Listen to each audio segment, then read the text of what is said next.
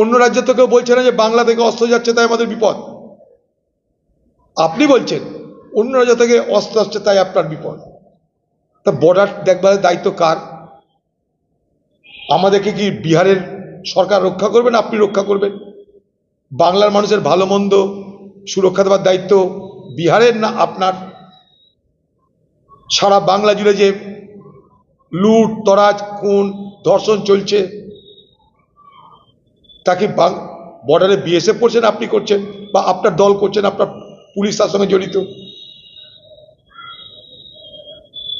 বিএসএফকে যদি আপনার এতই খারাপ লাগে তো দিল্লিতে বিএসএফ এর বিরুদ্ধে অবস্থান করুন, পার্লামেন্টে বিএসএফ এর বিরুদ্ধে কিছু বলুন। ভারতবর্ষের স্ট্যান্ডিং কমিটি আছে, হোম অ্যাফেয়ার্স, গৃহ মন্ত্রণালয়ের স্ট্যান্ডিং কমিটি, সেখানে আপনার দলের মেম্বার আছে, সেখানে গিয়ে বলুন যে আমাদের নেত্রী বলছে বিএসএফ নাকি অনুপ্রবেশকারীদের ঢুকিয়ে দিচ্ছে, অস্ত্রপাতি দিয়ে বিএসএফ নাকি বাংলাদেশ থেকে সবাইকে ঢুকিয়ে দিচ্ছে। সেখানে বলুন। খোলা মঞ্চে দাঁড়িয়ে আপনি বলছেন বাংলাদেশের বিপদে কেউ যদি বাংলাদেশ থেকে আমার রাজ্যে আসে আমি তাদেরকে আধা রুটি খাইয়েও বাঁচিয়ে রাখবো, যেভাবে হোক তাদেরকে রক্ষা করবো। আজ কেন পাল্টিবাজি করছেন আপনি? বিএসএফ এর ব্যর্থতায় অনুপ্রবেশ, বাংলার পুলিশের ব্যর্থতা ঢাকতে কি এই আজব চুক্তি হবে? হ্যাঁ, বাংলার পুলিশের সবই সফলতা। যতদিন পশ্চিমবঙ্গে দিদি থাকবে সফল আর সফল, সবকিছুতে সফলতা। চোরা কারবারের কেন করিডোর হয়েছে দিদিকে জিজ্ঞেস করতে চাই।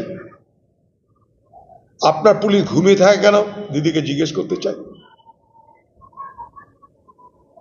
অস্ত্র বাইরের রাজ্য থেকে এই রাজ্যে ঢুকছে কেন আপনাকে জিজ্ঞেস করতে চাই। অন্য রাজ্য থেকেও বলছে না যে বাংলা থেকে অস্ত্র যাচ্ছে তাই আমাদের বিপদ। আপনি বলছেন অন্য রাজ্য থেকে অস্ত্র আসছে তাই আপনার বিপদ। তা বর্ডার দেখভালের দায়িত্ব কার? আমাদেরকে কি বিহারের সরকার রক্ষা করবেন, আপনি রক্ষা করবেন? বাংলার মানুষের ভালো মন্দ সুরক্ষা দেওয়ার দায়িত্ব বিহারের না আপনার? সারা বাংলা জুড়ে যে লুট তরাজ খুন ধর্ষণ চলছে তা কি বর্ডারে বিএসএফ করছেন, আপনি করছেন, বা আপনার দল করছেন, আপনার পুলিশ তার সঙ্গে জড়িত? বিএসএফকে যদি আপনার এতই খারাপ লাগে তো দিল্লিতে বিএসএফ এর বিরুদ্ধে অবস্থান করুন, পার্লামেন্টে বিএসএফ এর বিরুদ্ধে কিছু বলুন। ভারতবর্ষের স্ট্যান্ডিং কমিটি আছে, হোম অ্যাফেয়ার্স, গৃহ মন্ত্রণালয়ের স্ট্যান্ডিং কমিটি, সেখানে আপনার দলের মেম্বার আছে, সেখানে গিয়ে বলুন যে আমাদের নেত্রী বলছে বিএসএফ নাকি অনুপ্রবেশকারীদের ঢুকিয়ে দিচ্ছে, অস্ত্রপাতি দিয়ে বিএসএফ নাকি বাংলাদেশ থেকে সবাইকে ঢুকিয়ে দিচ্ছে। সেখানে বলুন। খোলা মঞ্চে দাঁড়িয়ে আপনি বলছেন বাংলাদেশের বিপদে কেউ যদি বাংলাদেশ থেকে আমার রাজ্যে আসে আমি তাদেরকে আধা রুটি খাইয়েও বাঁচিয়ে রাখবো, যেভাবে হোক তাদেরকে রক্ষা করবো। আজ কেন পাল্টিবাজি করছেন আপনি? আজ কেন আপনার মুখের কথা বন্ধ হয়ে গেছে?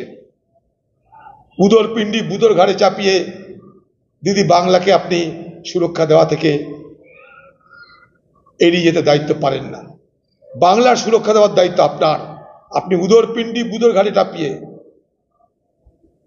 আপনি মানুষকে বিভ্রান্ত করতে পারেন না। চেষ্টা আপনি করছেন, মানুষ বিভ্রান্ত হবে না।